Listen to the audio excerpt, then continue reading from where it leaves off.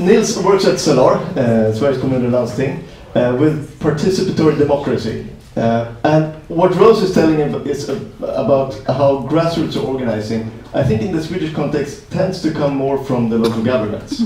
And you are one of the persons who sits with the best overview of what the different local governments in Sweden are doing when it comes to participatory democracy, and I know you've especially been working in the field of inclusion and in complex processes. So I thought to share a little bit the Swedish perspective after you've talked about the SDI perspective.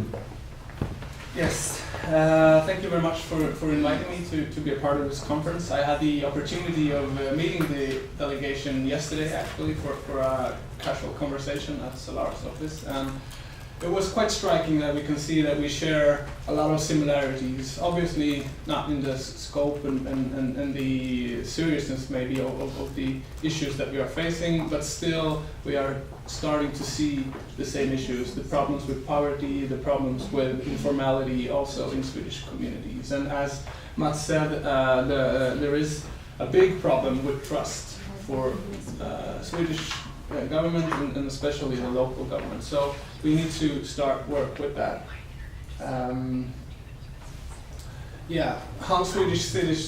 How are Swedish cities working with social inclusion? I put a little star there at the end to say this is not going to be a picture that is true for all municipalities. I'm going to tell you some of the work that we do at SKL. It's going to be from the perspective of the local municipality. So if you heard the grassroots voice, you're now going to hear the municipality voice, and some of the issues that we are facing and struggling with. And so it's not going to be on all municipalities, but a few municipalities that SKL has been following quite closely for the last few years. And fortunately, Åsa here, that you will be meeting later, is one of the persons that have been actually doing the work that I'm going to present. So we're happy that you are here as well. We, as you know, SKL is a political organization. We have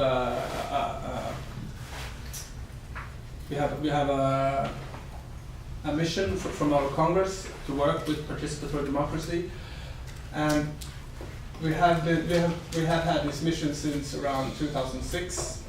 What happened in 2015 though was that the last sentence was added to our mission.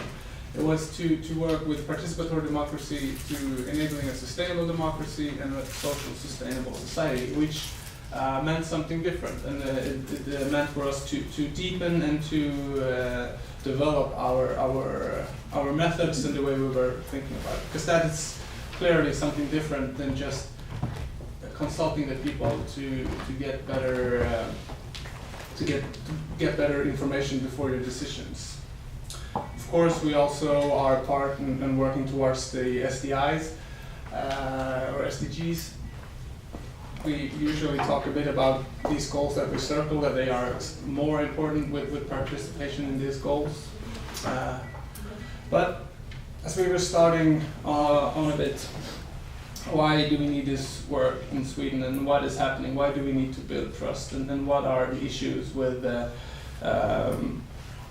Why do we need to work with inclusion? And of course, there's a lot of stories to this, but one of the main critics or main things that we hear when we work with participatory democracy is that we've got good numbers in our elections. And of course, we've got truly good numbers and voter turnout in our elections, but if you break down the numbers, you can see that there are huge differences within our communities. And these are the worst cases, and you can see that there are as much as a 50% difference in how many people go to the voting, to vote on the election day.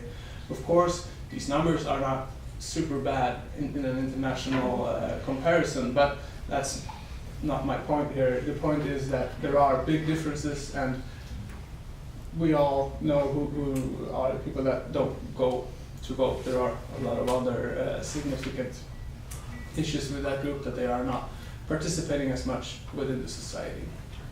And of course, we have rising inequalities over the last few years.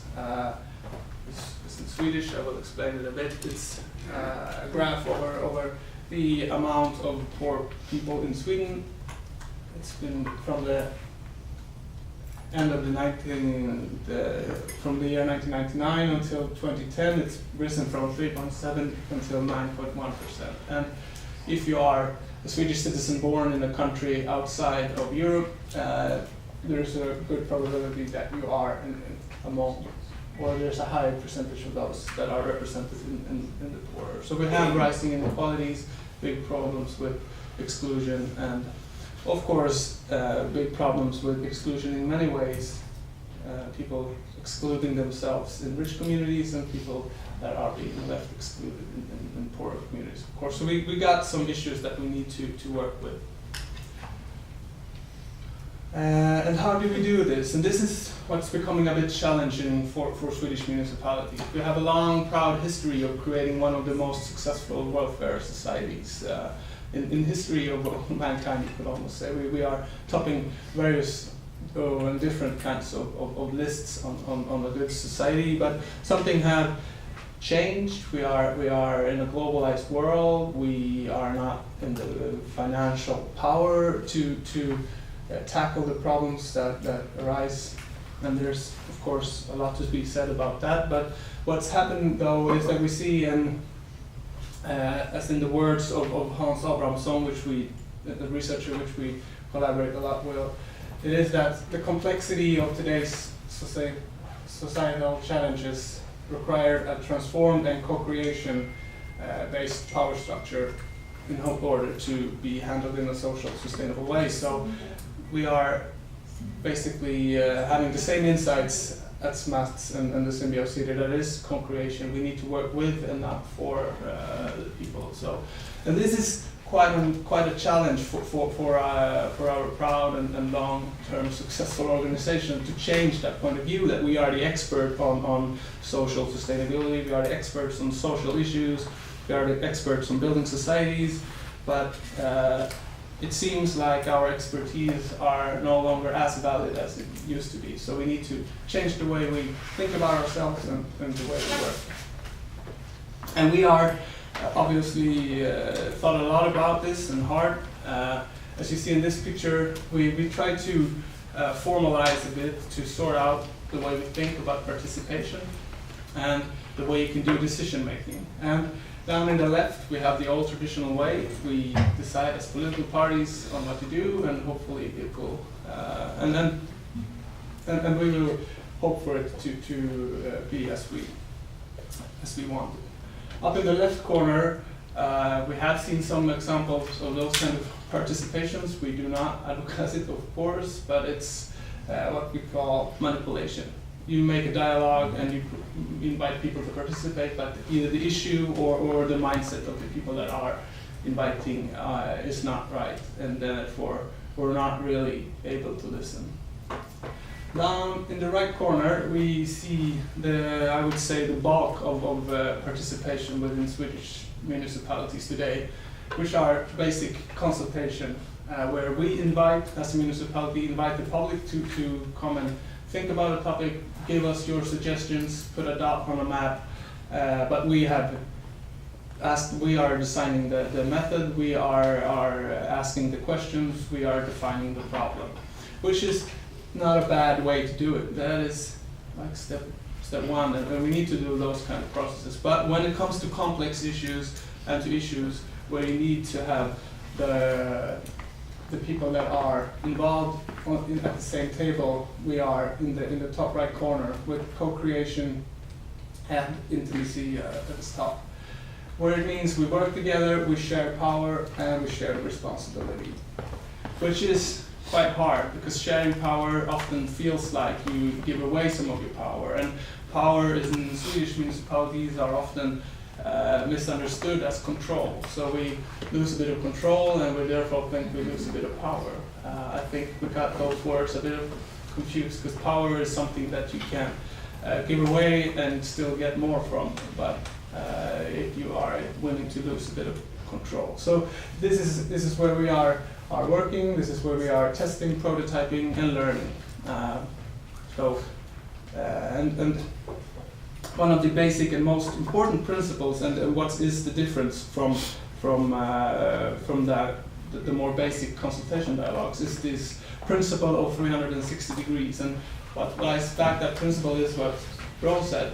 We as municipalities need to realize that we are both a part of the problem and a part of the solution. So we are finding the same active, and we really need to be on our feet to go out and visit and do interviews and really search the people that we need to speak to address this issue. But what we also need to do is to look at the other 180 degrees, which is inside our organizations. We need to start to talk with the different departments within the municipality. We need to start with the politicians to have them all in the same room, because that's when the magic happens. When the locally grounded knowledge meets the expertise that is within the organization.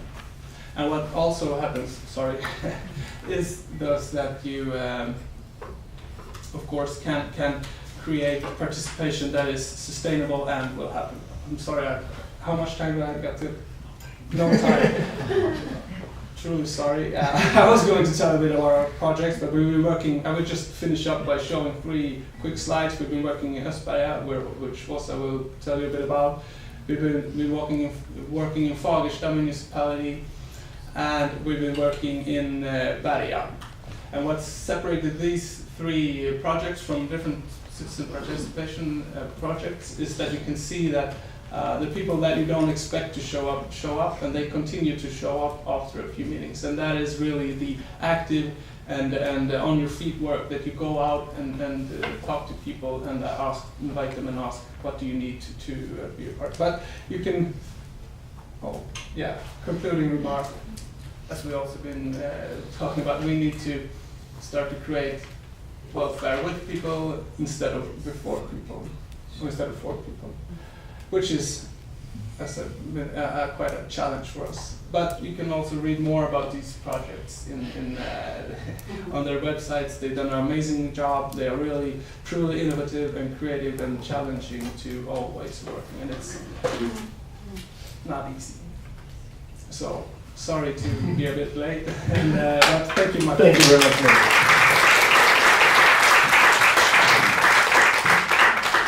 And sorry to be short on time. I'm sure you're bustling with questions that you want to ask, and please don't forget them. We'll have some time for questions towards the end.